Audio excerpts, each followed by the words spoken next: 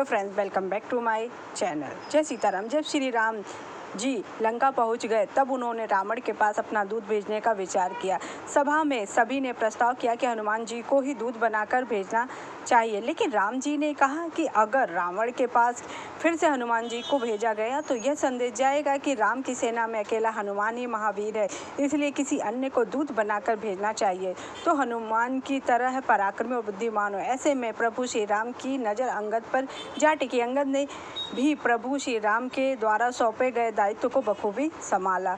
युद्ध करने के पूर्व प्रभु श्री राम ने अंगद को रावण की सभा में अपना दूत बनाकर सुलह करने के लिए भेजा था। प्रभु श्री राम ने अंगद से कहा कि हे अंगद, रावण के द्वार जाओ, कुछ सुलह हो जाए, उनके और हमारे विचारों में एकता हो जाए, तुम उनको शिक्षा दो। जब अंगद रावण की सभा में पहुंचे, वहां नाना प्रकार के वैज्ञानिक भी विराजमान थे, योद्धा थे, वर और उनके सभी पुत्र विराजमान थे रावण के। रावण ने कहा कि आओ, तुम्हारा आगमन कैसे हुआ? अंगद ने कहा कि प्रभु, मैं इसलिए आया हूँ कि राम और तुम्हारे दोनों में एकता हो जाए। तुम्हारे यहाँ संस्कृति के प्रयास में असंभाव का आ गया है, अब मैं उस अभाव को शांत करने के लिए आया हूँ। चरित्र की स्थापना करना राजा का कर्तव्य है। तुम्हारे राष्ट्र में चरित्रहीनता आ गई है, तुम्हारा राष्ट्र उत्तम प्रतीत नहीं हो रहा है, इसलिए मैं आज यहाँ आया हूँ। रावण ने कहा कि यहाँ तो तुम्हारा विचार यथार्थ है, परंतु मेरे यहाँ क्या सूक्ष्मता है? तब अंगद बोले, तुम्हारे यहाँ चरित्र की सूक्ष्मता है। राजा के राष्ट्र में जब चरित्र नहीं होता है तो संस्कृति का विनाश हो जाता है। संस्कृति का विनाश नहीं होना चाहिए, संस्कृति का उत्थान करना है। संस्कृति यही कहती है कि मानव के आचार विचार को सुंदर बनाना चाहिए, महत्ता में लाया जाए, एक दूसरे की पुत्री की रक्षा होनी चाहिए, वह राजा के राष्ट्र की पद्धति कहलाती है। रावण ने पूछा, क्या मेरे राष्ट्र में विज्ञान नहीं है? अंगद बोले, हे रावण, तुम्हारे राष्ट्र में विज्ञान है, परंतु विज्ञान का क्या बनता है? एक मंगल की यात्रा कर रहा है, परंतु मंगल की यात्रा क्या बनेगा जब तुम्हारे राष्ट्र में अग्निकांड हो रहा है?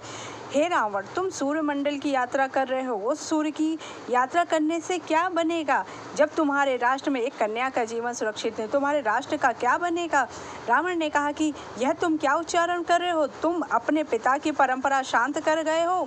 अंगद ने कहा, यद कदापि नहीं, मैं इसलिए आया हूँ कि तुम्हारे राष्ट्र और अयोध्या दोनों का समन्वय हो जाए। इस पर रावण मौन हो गया।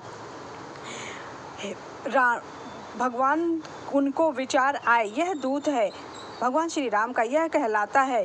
अंगद बोले, यदि भगवान राम से तुम अपने विचारों का समन्वय कर लोगे तो राम माता सीता को लेकर चले जाएंगे। रावण ने कहा, यह क्या उच्चारण कर रहे हो? मैं धृष्ट नहीं हूँ। अंगद बोले, यही धृष्टता है। संसार में किसी दूसरे की कन्या को हरण करके लाना एक महान धृष्ट कार्य है। तुम्हारी यह धृष्टता है कि राजा होकर भी परिस्थितिगामी बन गए हो। जो राजा की किसी स्त्री का अपमान कर आए हो, उस राजा के राष्ट्र में अग्निकांड हो जाते हैं। रावण ने कहा, यह कटु उच्चारण कर रहा है। अंगद ने कहा, मैं तुम्हारे प्राण की एक क्रिया निष्क्रिय कर रहा हूँ। यदि चरित्र की उज्ज्वलता है तो मेरा यह पग, इस पग को यदि कोई एक क्षण के लिए भी अपने स्थान से दूर कर देगा तो मैं उस समय अब माता सीता को त्याग करके राम को अयोध्या ले जाऊंगा।